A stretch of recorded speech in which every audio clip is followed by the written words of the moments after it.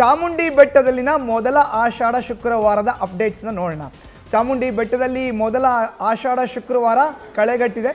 ಮೈಸೂರಿನ ಚಾಮುಂಡಿ ಬೆಟ್ಟಕ್ಕೆ ಭಕ್ತ ಸಾಗರ ಹರಿದು ಬರ್ತಾ ಇದೆ. ನಾಗಶೇಷ ಅಲಂಕಾರದಲ್ಲಿ ಕಂಗೊಳಿಸ್ತಾ ಇದ್ದಾಳೆ ಆ ನಾಡ ದೇವತೆ ಚಾಮುಂಡಿ ತಾಯಿಯ ದರ್ಶನವನ್ನು ಪಡಿತಾ ಇದ್ದಾರೆ. ಸಾಕಷ್ಟು ಮಂದಿ ಭಕ್ತಾದಿಗಳು ಜನಸಾಗರವೇ ಸೇರಿದೆ.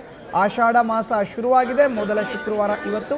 ಈ ನಿಟ್ಟಿನಲ್ಲಿ ನಾಡ ಅಧಿದೇವತೆ ತಾಯಿ ಚಾಮುಂಡಿಯ ದರ್ಶನವನ್ನು ಪಡೆದುಕೊಳ್ಳೋದು ಸಂಪ್ರದಾಯ. ಈ ನಿಟ್ಟಿನಲ್ಲಿ ಮೈಸೂರಿಗೆ ಭಕ್ತ ಸಾಗರ ಹರಿದು ಬರ್ತಾ ಇದೆ. ಚಾಮುಂಡಿ ತಾಯಿಯ ದರ್ಶನವನ್ನು ಪಡಿತಾ ಇದ್ದಾರೆ ಭಕ್ತಾದಿಗಳು.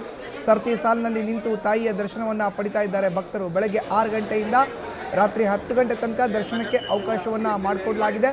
ಭಕ್ತರಿಗಾಗಿ ಕುಂಕುಮ ಪ್ರಸಾದ ಅನ್ನ ದಾಸೋಹ ಕೂಡ ಈ ಬಾರಿ ವ್ಯವಸ್ಥೆಯನ್ನು ಮಾಡಲಾಗಿದೆ. ಮೆಟ್ಟಿಲು ಹತ್ತಿ ಬರುವವರಿಗೆ ಹಾಲು ಮತ್ತು ಬಿಸ್ಕೆಟ್ ವಿತರಣೆಯನ್ನು ಮಾಡಲಾಗ್ತಾ ಇದೆ. ಯಾವುದೇ ಅಹಿತಕರ ಘಟನೆ ನಡೆಯದಂತೆ ಪೊಲೀಸರಿಂದ ಕಟ್ಟೆಚ್ಚರವನ್ನು ವಹಿಸಲಾಗಿದೆ. ಚಾಮುಂಡಿ ಬೆಟ್ಟದಲ್ಲಿ ಈಗಾಗಲೇ ಸಕಲ ಸಿದ್ಧತೆಗಳು ಆಗಿದ್ವು. ಇವತ್ತು ಬೆಳಗ್ಗೆ 6 ಗಂಟೆಯಿಂದ ರಾತ್ರಿ 10 ಗಂಟೆ ತನಕ ಇವತ್ತು ಆಷಾಢ ಮಾಸದ ಮೊದಲ ಶುಕ್ರವಾರ. ಸೊ ಈ ನಿಟ್ಟಿನಲ್ಲಿ ಭಕ್ತ ಸಾಗರವೇ ಇವತ್ತು ಚಾಮುಂಡಿ ದೇಗುಲಕ್ಕೆ ಬಂದಿದೆ. ಸಾಕಷ್ಟು ಜನ ಗಣ್ಯಾತಿ ಗಣ್ಯರು ಕೂಡ ಬರ್ತಾರೆ.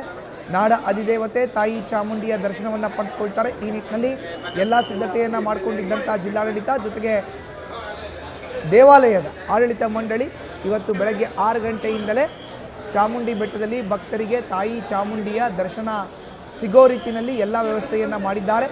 ಯಾವುದೇ ನೂಕು ನುಗ್ಗಲಾಗಬಾರ್ದು, ಅಹಿತಕರ ಘಟನೆ ನಡೀಬಾರ್ದು, ಕಟ್ಟೆಚ್ಚರವನ್ನು ವಹಿಸಲಾಗಿದೆ. ಪೊಲೀಸ್ ಸಿಬ್ಬಂದಿಯ ನಿಯೋಜನೆ ಕೂಡ ಆಗಿರುತ್ತೆ. ಇನ್ನು ಸಾಕಷ್ಟು ಜನ ವಾಲಂಟಿಯರ್ಸ್ ಬರುವಂಥ ಭಕ್ತಾದಿಗಳಿಗೆ ಯಾವುದೇ ತೊಂದರೆ ಆಗಬಾರ್ದು ಅನ್ನೋ ನಿಟ್ಟಿನಲ್ಲಿ ಒಂದಷ್ಟು ಯೋಜನೆಯನ್ನು ಹಾಕ್ಕೊಂಡಿದ್ದಾರೆ. ಇನ್ನು ಮೆಟ್ಲು ಹತ್ತಿ ಬರುವಂಥ ಭಕ್ತರಿಗೆ ಮಾರ್ಗ ಮಧ್ಯದಲ್ಲಿ ಹಾಲು ಮತ್ತು ಬಿಸ್ಕೆಟ್ನ ವಿತರಣೆ ಮಾಡಲಾಗ್ತಾ ಇದೆ. ಇನ್ನು ನೇರವಾಗಿ ಮಧ್ಯಾಹ್ನದ ವೇಳೆಗೆ ಪ್ರಸಾದದ ವ್ಯವಸ್ಥೆ ಕೂಡ ಈ ಒಂದು ಬೆಟ್ಟದ ದೇವಾಲಯದ ಸಮೀಪವೇ ಮಾಡೋರಿದ್ದಾರೆ. ಅಷ್ಟು ಮಾತ್ರನೇ ಅಲ್ಲದೆ ತಾಯಿ ಚಾಮುಂಡಿಗೆ ವಿಶೇಷವಾದಂಥ ಅಲಂಕಾರವನ್ನು ಕೂಡ ಇವತ್ತು ಮಾಡಲಾಗಿದೆ. ಭಕ್ತರಿಗಾಗಿ ಕುಂಕುಮ ಪ್ರಸಾದ ಅನ್ನದಾಸೋಹದ ವ್ಯವಸ್ಥೆಯನ್ನು ಕೂಡ ಮಾಡಲಾಗಿದೆ.